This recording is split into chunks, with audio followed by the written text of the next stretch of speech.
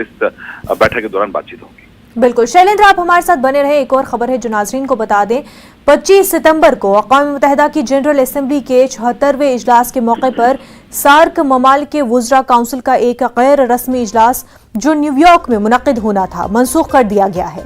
SAARC वुज़रा ख़ारजा का इजलास रिवायती तौर पर UNGA के सालाना इजलास के दौरान मुनक़िद होता है। इस इजलास में हिंदुस्तान और पाकिस्तान के वुज़रा आमने सामने आते हैं। पाकिस्तान मुसलसल इसरार कर रहा था कि अफगानिस्तान में तालिबान हुकूमत को सार्क वज़रा ख़ारजा के इजलास में अपना नुमाइंदा भेजने की इजाज़त दी जाए। नेपाली वज़ारत ख़ारजा ने एक रिलीज जारी करते हुए कहा कि ये इजलास तमाम रुकन ममालिक की रजामंदी में कमी के चलते मनसूख कर दिया गया है। गुज़िश्ता साल कोरोना वबा की वजह से वर्चुअल सार्क वज़रा ख़ारजा की गैर रस्मी मीटिंग हुई थी। बताया जा रहा है कि सार्क के इस इजलास में अक्सर रुकन ममालिक ने तालिबान की हुकूमत को इजलास में अफगानिस्तान की नुमाइंदगी की इजाज़त देने की पाकिस्तान की दरख्वास्त पर गौर करने से इनकार कर दिया है। शैलेंद्र, सार्क इजलास मुलतवी कर दिया गया है।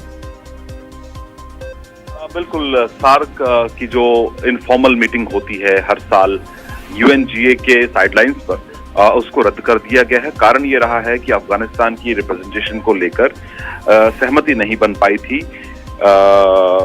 सभी मेंबरान कंट्रीज के बीच में।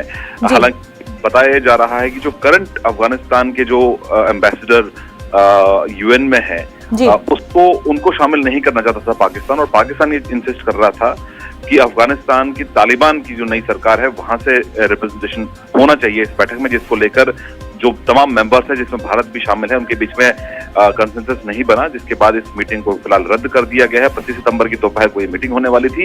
इसी बीच एक दिलचस्प बात ये भी है, जानकारी ये भी है कि तालिबान ने चिट्ठी लिखी है UN सेक्रेटरी जनरल को, जिसमें उन्होंने कहा है कि उनके जो स्पोक्स पर्सन है सोहेल शाहीन जो दोहा में बैठते हैं, उनको UN में अफगानिस्तान का रिप्रेजेंटेटिव यानी एम्बेसडर बनाया जाए, और साथ ही साथ जो आमिर खान मुटक्की हैं जो विदेश मंत्री एक्टिंग फॉरेन मिनिस्टर हैं तालिबान के, उनको UNGA में एड्रेस करने का मौका दिया जाए। हालांकि इसके आसार बहुत कम हैं, लेकिन देखना होगा कि पूरे मामले को लेकर UN का जो सेक्रेटरी जनरल ऑफिस है वो क्या फैसला लेता है। बिल्कुल शैलेंद्र वांगू, बेहद शुक्रिया आपका।